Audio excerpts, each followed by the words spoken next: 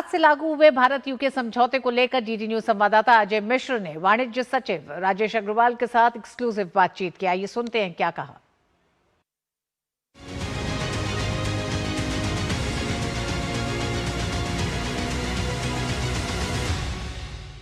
भारत ने अगले कुछ वर्षों में $2 ट्रिलियन के निर्यात का लक्ष्य रखा है और भारत और यूके के बीच में जो मुक्त व्यापार समझौता है वो प्रभावी हो गया है। मेरे साथ बहुत ही खास मेहमान हैं श्री राजेश अग्रवाल जी, जो कि सचिव हैं। इस पूरे नेगोशिएशन को इन्होंने लीड किया है। सर, बहुत बहुत धन्यवाद।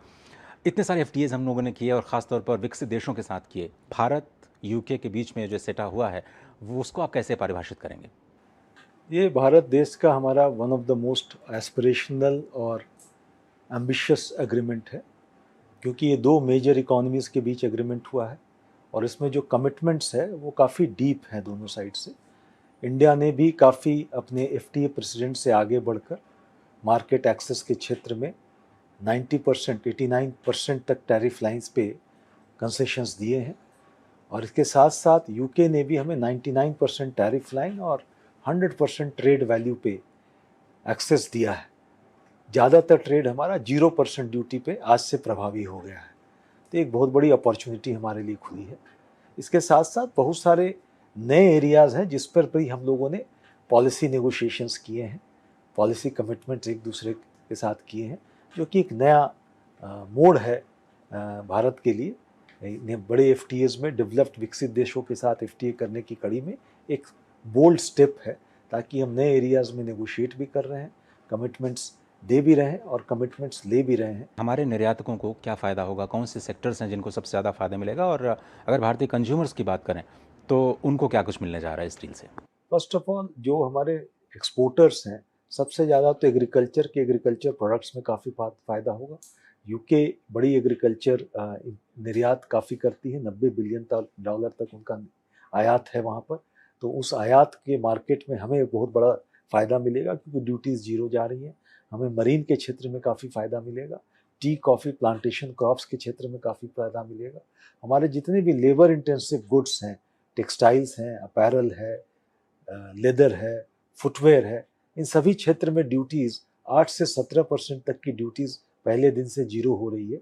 एक बहुत बड़ी जीत है और इन क्षेत्र के लिए बहुत बड़ी अपॉर्चुनिटी है उस मार्केट में और भी निर्यात करने का, तो बहुत बड़ी अपॉर्चुनिटी है।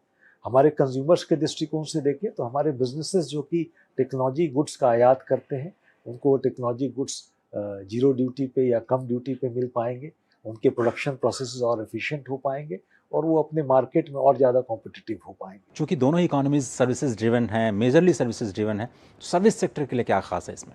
आई थिंक सर्विसेज सेक्टर में एक तो सबसे बड़ा काफ़ी बाइंडिंग कमिटमेंट यूके ने लिया है, काफ़ी एम्बिशियस कमिटमेंट 137 सब सेक्टर्स में लिया है पॉलिसी कमिटमेंट्स। हम लोगों ने भी 107 सब सेक्टर में लिए हैं। इसके साथ साथ मोबिलिटी पे भी काफ़ी सारे कमिटमेंट यूके ने लिए हैं। इंट्रा कॉर्पोरेट ट्रांसफरीज के लिए वीज़ाज़ के प्रोविज़न किए गए हैं, प्रोफेशनल्स के लिए वीज़ाज़ के प्रोविज़न किए गए हैं, जिससे कि हमारी मोबिलिटी को भी एक सर्टेनिटी मिलेगी। सर्विसेज का एक्सपोर्ट तभी हो पाता। इसके साथ साथ आपने देखा होगा डबल कंट्रीब्यूशन कन्वेंशन का एग्रीमेंट भी हम लोगों ने साइन किया, वो भी आज से प्रभावी हो गया।